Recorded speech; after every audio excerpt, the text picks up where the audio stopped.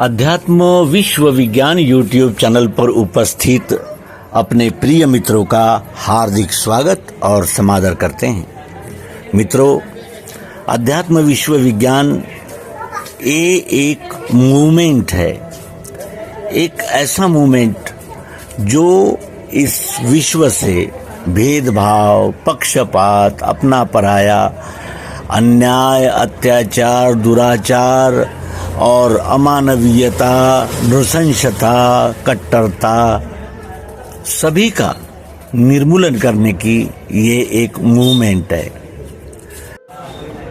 इस मूवमेंट की शुरुआत ग्वालियर निवासी श्री रामचंद्र देसाई फोटोग्राफर, जो आगे चलकर भगवान श्री मायानंद जी चैतन्य के नाम से विख्यात हुए, जिन्होंने वेद, उपनिषदों, अनेक स्मृतियों, श्रुतियों, संत साहित्य, विभिन्न संप्रदाय का साहित्य, उनकी देशनाएं, इनका पूरा विचार करके उसमें का सार तत्व, ईश्वर कहाँ है, क्या है, यथार्थता उसका स्वरूप क्या है और हमारा उस ईश्वर से क्या संबंध है, इस विषय पर जिज्ञासा जागरूक रखते हुए काशी के दशाश्वमेध घाट पर स्वामी श्री विशुद्धानंद जी सरस्वती, इनसे उनकी भेंट हुई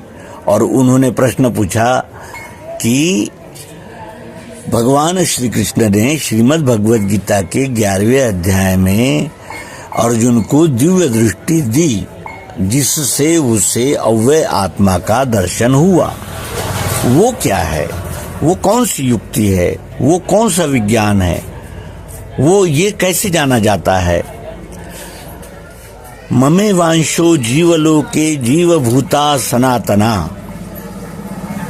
मेरा ही अंश है ये सारे जीवभूत, यानी ये प्राणी मात्र चराचर,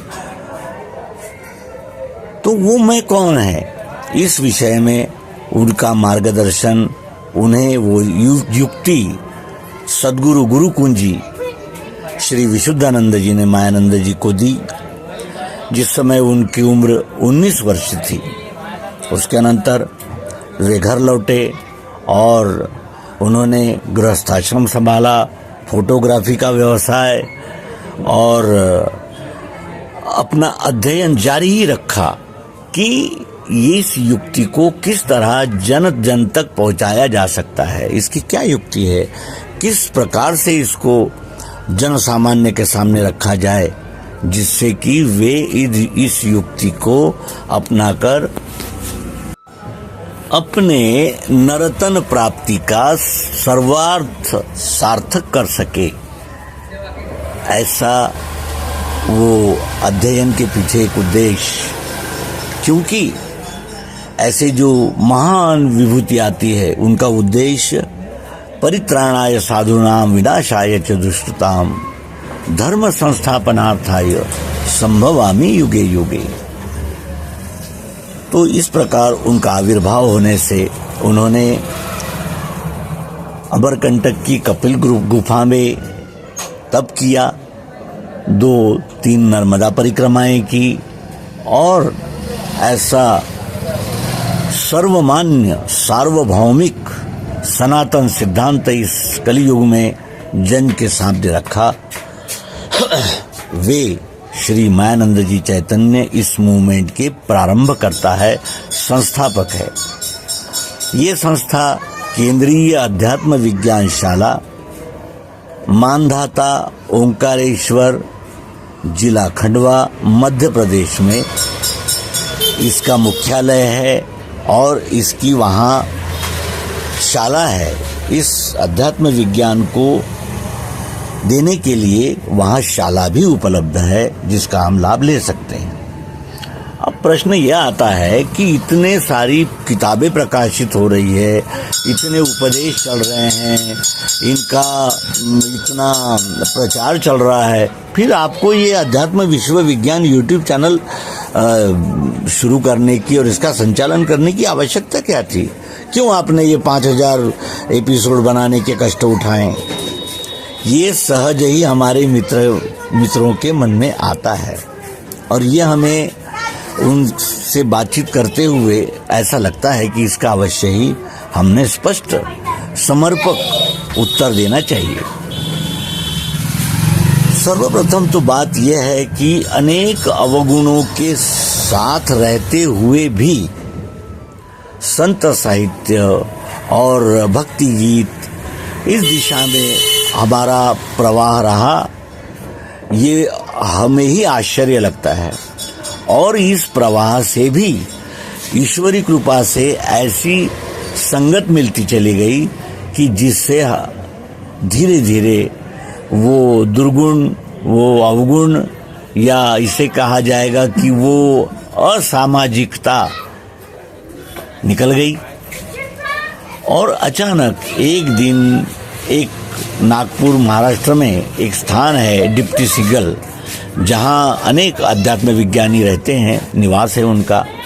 वहाँ से जाना हुआ तो एक होटल के ऊपर में ऐसा लिखा हुआ था कि विश्वरूप परमात्मा का प्रत्यक्ष यथार्थ दर्शन, धन खर्च नहीं होता और सत्य का लाभ होता है।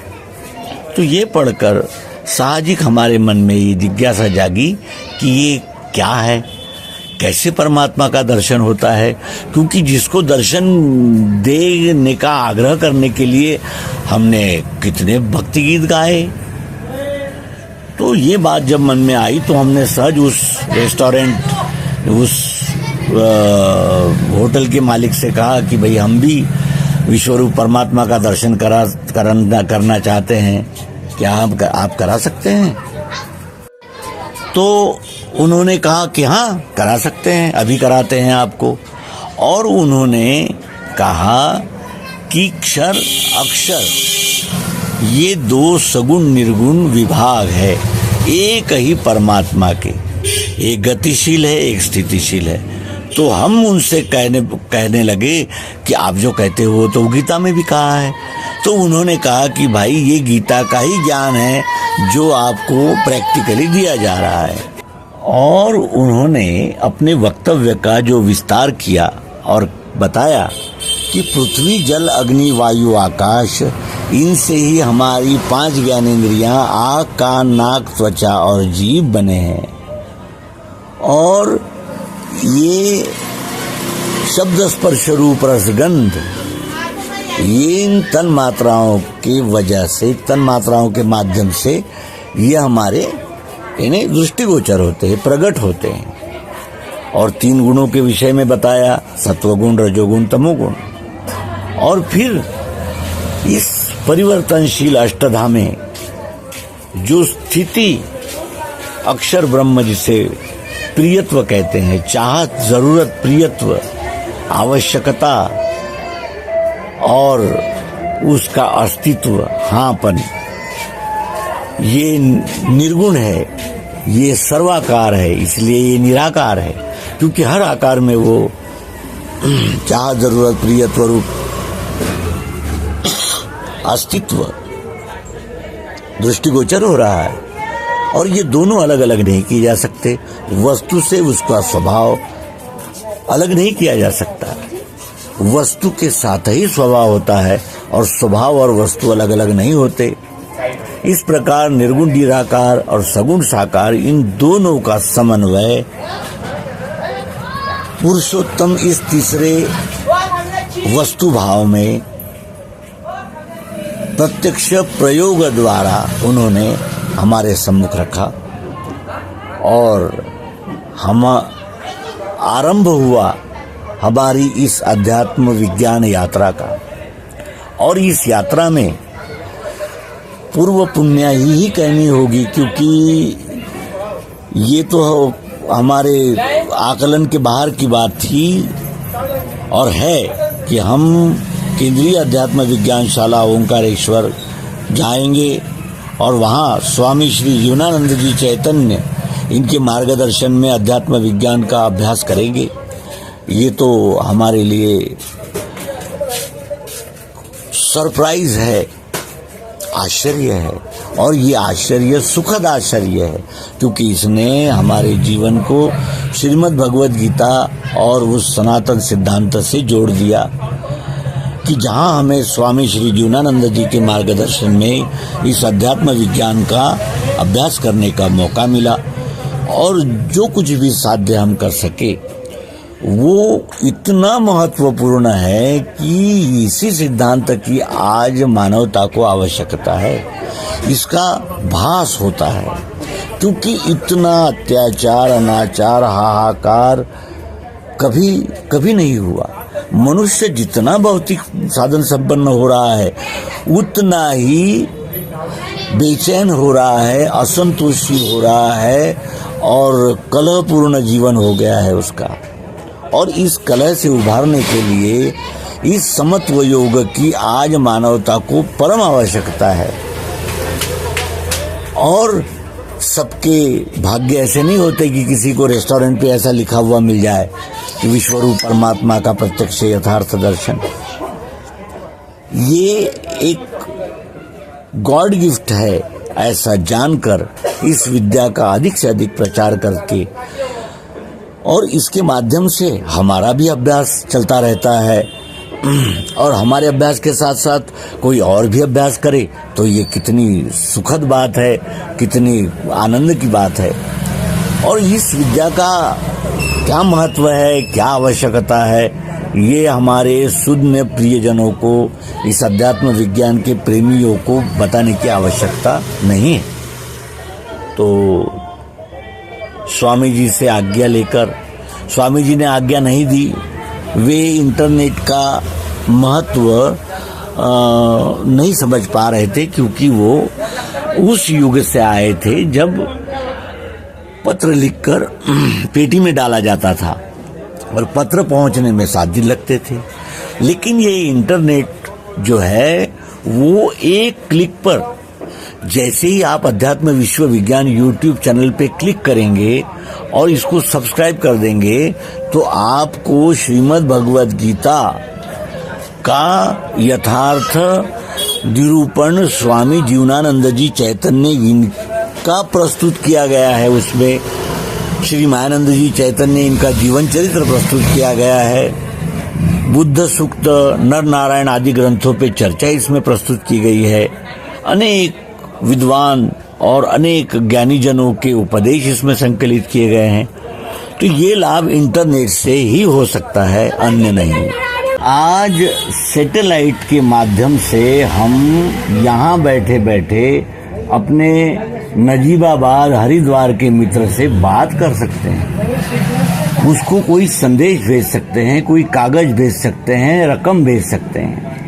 एक क्लिक पर हजारों लाखों लोगों तक कोई एपिसोड वायरल हो सकता है। तो क्या इस इंटरनेट का उपयोग हम इस अध्यात्म विद्या, इस सनातन सिद्धांत, इस सर्वकालिक, सार्वभौमिक और विज्ञान निष्ठ सिद्धांत को जन जन तक पहुंचाने के लिए उपयोग नहीं कर सकते? और इसी कल्पना को आधार बनाकर हमारे कुछ विज्ञान निष्ठ, विज्ञान महर्षि और नव विज्ञान के जो अध्यापक है, ऐसे विद्वान इस विद्या का महत्व जानकर इस विद्या को प्रोत्साहन देने के लिए, सहयोग के लिए आगे आए, और उसका ये परिणाम अध्यात्म विश्व विज्ञान यूट्यूब चैनल। तो इस मूवमेंट को ईश्वरी मूवमेंट है, ऐसा प्रत्यक्ष सर्वांग योग को जानकर यदि उन्हें लगता है तो हम अवश्य ही उनके प्रेरणा, उत्साहवर्धन और आशीर्वाद की अभिलाषा करते हैं, और आशा करते हैं कि इस चैनल को जितने लोगों ने सब्सक्राइब किया है वे सब सर्वांग योग अनुभव को प्राप्त करे, दिव्य दृष्टि को प्राप्त करे, और उस दिव्य चक्षु से इसी विश्व को, जिसको वो लूटता, खसोटता और मतभेद फैलाता और अनेक संप्रदाय, मतों, पंथों, ग्रंथों का निर्माण करके उलझाता हुआ चल रहा था, वही मानव परस्पर सहयोग और परस्पर जिसे कहा जाएगा कि सहजीवन के सिद्धांत पर चलने लगेगा, ये ईश्वरी कार्य है और इस ईश्वरी कार्य के लिए हम सबका आह्वान करते हैं। धन्यवाद। नर्मदे।